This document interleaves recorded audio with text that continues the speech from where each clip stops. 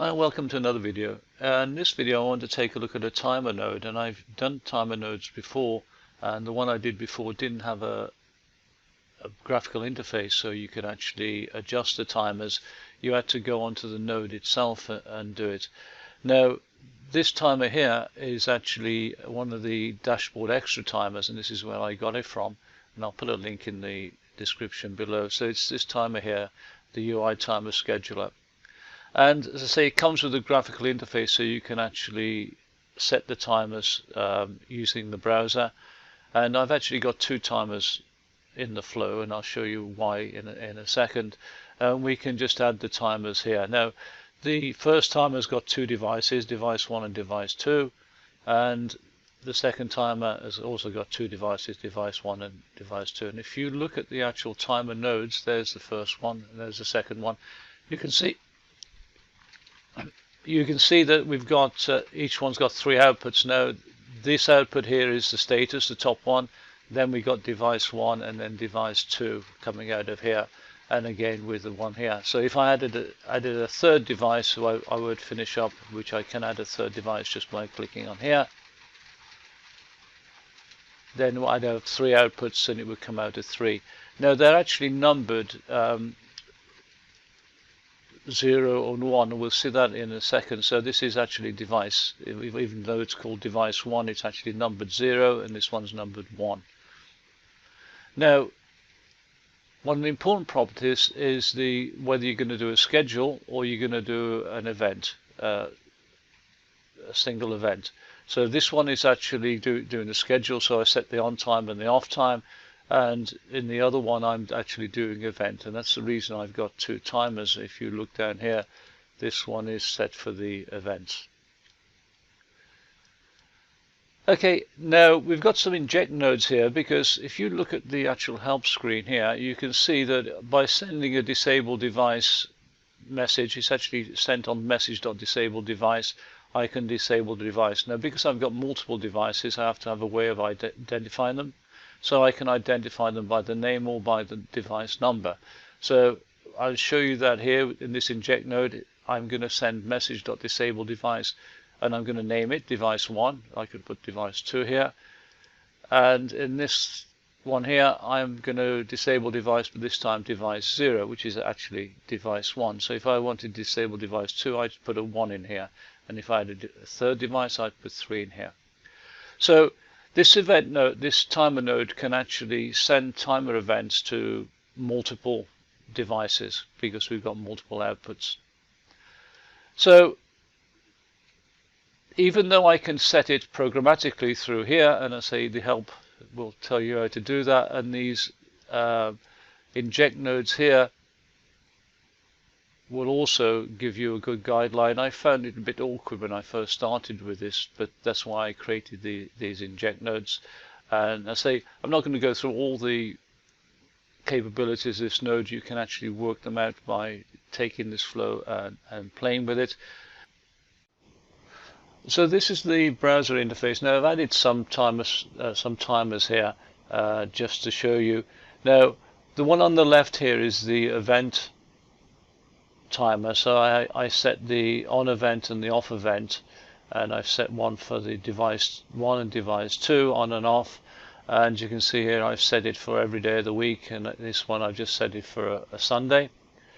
And this is the schedule timer. You can see here I started a particular time and I ended a particular time. So to add one of these, I just click on the add button, select the days, and then I select the start time and I select the end time. Done. Now to edit this, I just click on here and in the edit mode. Now you notice that this one's only on a Sunday. You can see here the others shown in a lighter shade of blue, and this one is for every day of the week. Now if I go back to, sorry, just before I do this, if I click on this, I can delete it just by clicking on that there. Now I can enable and disable it by clicking on here, And if I go here, I can click on the thing to disable timer device 1, and you can see it becomes disabled, and I can click on enable device 1 and you can see it becomes enabled. Returning back to the node, you can see here you can block device output until the value changes, which means normally this is the time here, every 60 seconds it will send the value. So if it's on, it will send on. If it's off, it will send off. So if you only want to send it when it changes, then you actually tick this box here. If you want to send the name with the device, with the payload, then you click on this, and if you look here, you can see here I'm sending the topic to device 1 and the payload here, which means I've got these two ticked. You can actually save the timers in the file structure. Now this is if you've enabled it in the settings, and you can read that in the information there about the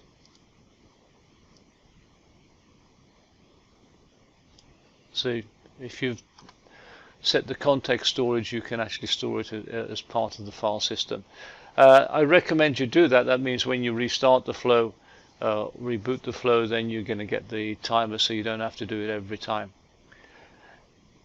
Now when you make a change to the timer, it outputs on the settings, which is the first tab here, so you can actually see what's been changed. So if you just look at here, and I just add another one here, I'm just going to add that one, and you can see it's output here, and it's a summary of the status of that particular timer.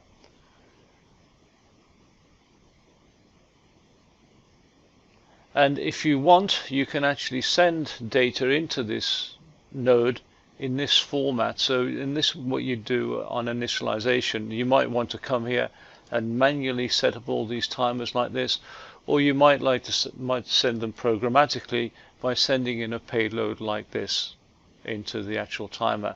And I believe this node illustrates that, this inject node illustrates that, and you can see it here.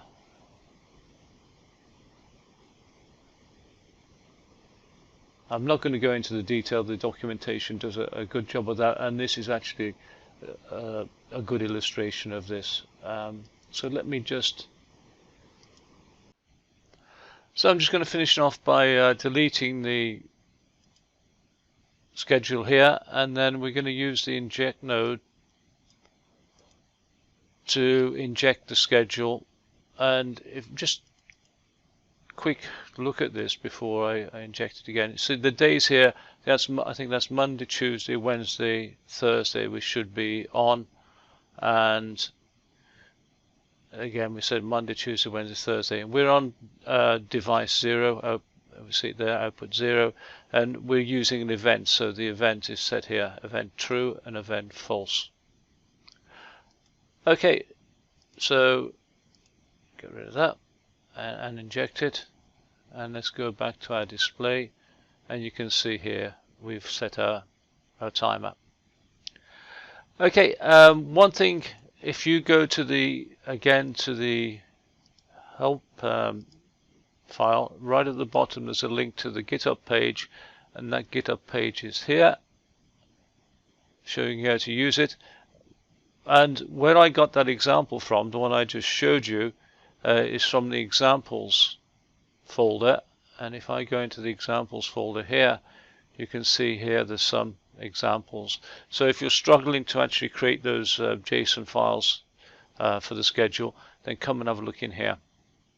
One thing left to do is actually to give it a go. So let me set a timer, and let's see what comes out of it. So I'm going to set a schedule timer. So we're going to look at it, do it here, and we just go for a Sunday. I'm just going to edit the one I've already got here to a time 40. I missed that one, 48, and we'll end at 49. And if we go back to so we'll just wait for it to happen. So there we have a turn on, which sends out payload of true, and we'll have a turn off in a second, or in a minute, with a payload of false. And you can see here, use device 2, and that's what I've been set here, device 2. Okay, and now we got a payload of false, debug 88. Why something came out of that one, I don't know. But there it is, there's the timer working. Okay, so that brings us to the end of the video. If you want to get notified of new videos, then please subscribe to the channel. If you like the video, then click on the like button.